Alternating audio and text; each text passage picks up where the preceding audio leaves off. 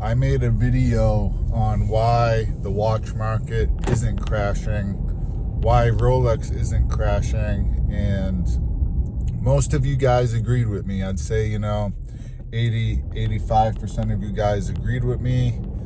Some of you guys didn't, and some of you guys got really mad and defensive about it, which was a little surprising, but up to this point I haven't had too many haters. That really brought the haters out, but that's fine.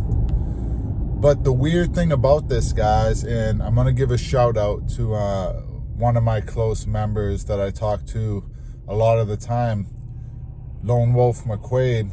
I was talking to him and he brought up a good point. A lot of these people seem like they want to see Rolex fail. They are purposely hating on Rolex. They want to see Rolex fail either way, no matter what's going on, whatever the reality is of the situation. They're hoping that Rolex fails, and I'm here to tell you guys that's really not a good thing. You really shouldn't be hoping that Rolex fails, because as Lone Wolf brought up to me, if Rolex fails, if you're able to go into the AD and they have hot watches, stainless steel Daytonas, GMT Masters, even submariners, and they're going for 20-25% under list price, what do you think is going to happen to all the other brands we love? What do you think is going to happen to Omega, to Breitling, to Grand Seiko, to Tudor? Tudor will get destroyed. Do you really think if you can go in and get a submariner under msrp that anyone's going to be buying black bays?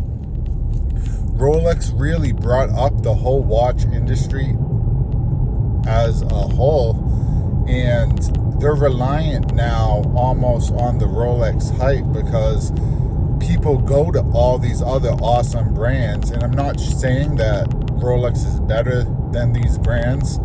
I'm not saying that you should only buy Rolex, but they are the most desired watch in the world still. So I think if people had the choice, no matter what they say in the comments, oh, I'll never go to Rolex, I'm an Omega fanboy, whatever, that's not always true. I own an Omega, it's amazing, but I think a lot of people are going to be going to Rolex if they can get it.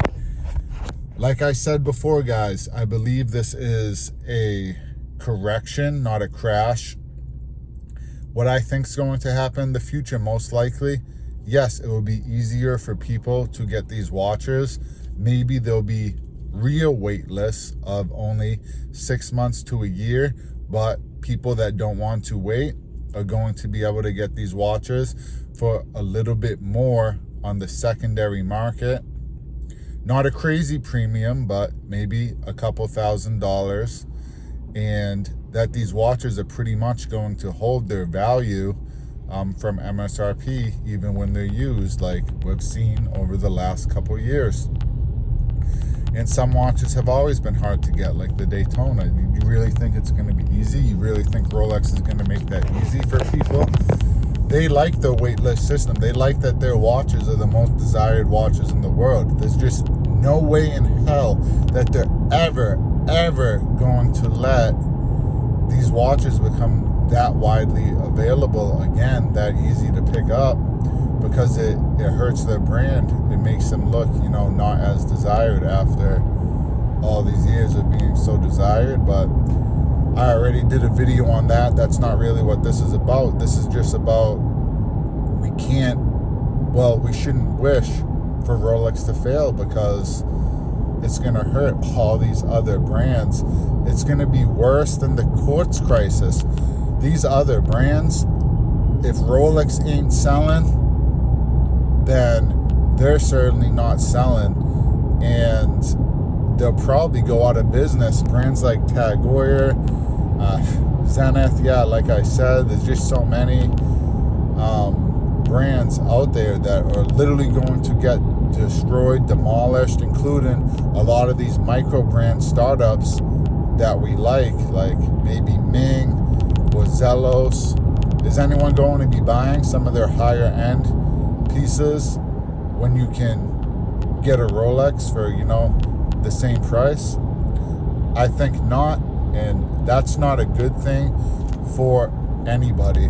Let me know what you guys think, but I just thought I had to kind of air out this point.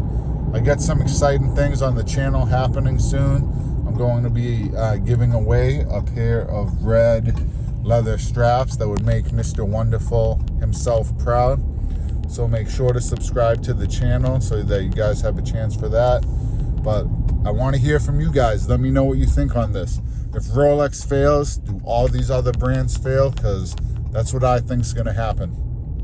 But like I said, I don't think Rolex is going to fail, so we don't have to worry about it. Just let's stop wishing for it. I don't wish for any watch brand to fail, from my $99 G-Shock up to, Patek, Audemars, and all the high-end independents. I wish all these brands luck. There's space in this industry for all these brands, and I don't want no one to fail. I just want everyone to, keep growing so we can keep experiencing this hobby at all levels and just love horology. So thank you guys. I'll catch you on the next one.